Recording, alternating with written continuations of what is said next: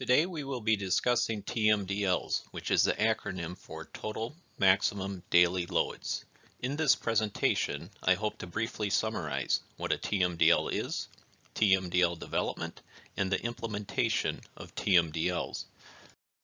TMDLs are a surface water program, so we will not be discussing groundwater. Surface waters include lakes, rivers, and streams. In Wisconsin, we are fortunate to have numerous surface water resources. According to the DNR website, we have 84,000 miles of streams and more than 1 million acres of lakes. Some of our surface waters are healthy and thus meet state standards. However, as you know, some of our surface waters are not healthy. Unhealthy or polluted waters are called impaired waters. Impaired waters do not meet the water quality standards set by the state, since they no longer have the characteristics and functions of healthy waters or meet the needs, such as recreation, determined for them. We have a responsibility to protect our healthy waters and a responsibility to restore our impaired waters, to return them to the purpose and functions they have in the environment. Under the Federal Clean Water Act, delegated authorities of EPA, and DNR is a delegated authority, are required to identify impaired surface waters every 2 years and develop TMDLs for the impaired waters. Based on the most recent identification of impaired waters, which is the proposed 2020 impaired waters listing, in Wisconsin the two most common pollutants to our waterways are total phosphorus and total suspended solids. Phosphorus is a nutrient that is essential for animals and plants, specifically root growth. However, large amounts, excessive amounts, cause issues or impairments, including algae growth, depletion of oxygen, and habitat loss. Some blue-green algae produce toxins that are harmful to humans and animals. Total suspended solids, or what I may refer to as sediment or soil, washes off the landscape, causes oxygen depletion, warmer water temperatures. The sediment also coats cracks and crevices that leads to habitat loss and leads to additional costs for dredging. When we look at sources of phosphorus and total suspended solids in a watershed, we note that there are many sources and that they all contribute to our waters, but that the amount each source contributes is variable. For those of you familiar with the terms point source and non-point source, a TMDL accounts for both point source and non-point source. This slide illustrates some of the sources of phosphorus and total suspended solids in a watershed. TMDLs identify the sources of the pollutant in the watershed and quantify or assign the amount of pollutant each of the sources contributes to a water body based on monitoring and data. So now, armed with this background information, we are ready to discuss TMDLs. What is a TMDL? A TMDL is the amount of a pollutant that a water body can receive and still meet water quality standards. Let's take a closer look at this definition. The amount. The amount is a quantity, so the TMDL will be a number. Typically we express as the number of pounds. A pollutant. TMDLs could be developed for a number of pollutants. However, TMDLs are best suited for parameters such as nutrients, sediment, and bacteria, for example, since we would expect to find all three of these in a healthy system as well.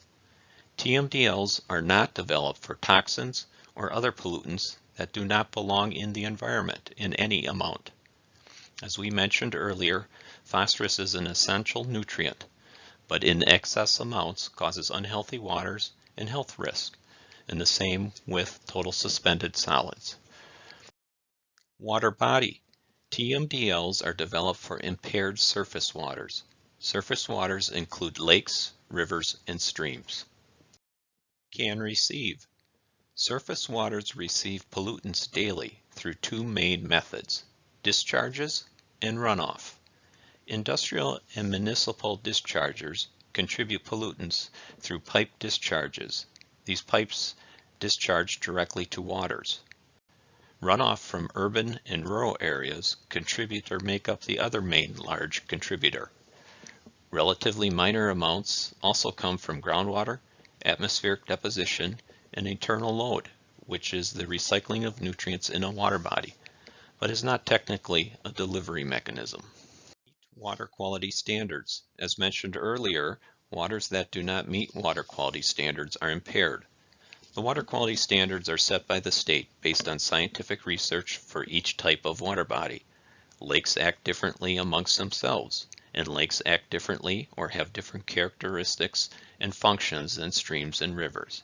For example, the Wisconsin River is different than the little brook that may be close to your home.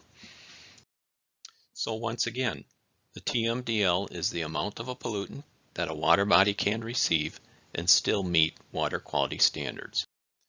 There are many steps in the TMDL process, but in general, there are two main phases: TMDL development and TMDL implementation. TMDL development is the process of calculating the TMDL. This phase includes the collection of the necessary data to be used, the analysis of the data, the allocation of the allowable loads among the sources, and the reporting of these results. Data analysis is performed to determine baseline loads in the watershed, the loading capacity of the water bodies in the TMDL area, and resulting necessary reductions to meet water quality standards. Data analysis typically requires the use of a watershed model. Following analysis, the allocation of the allowable loads among the sources is conducted. Currently, DNR uses what is called the proportional method, which means the same percent reduction is assigned to all controllable sources. Please note that stakeholder involvement occurs all throughout the process. As you will notice, watershed modeling is an important step for TMDL development. Because of this, the DNR works with many internal and external partners to collect the necessary data for the model.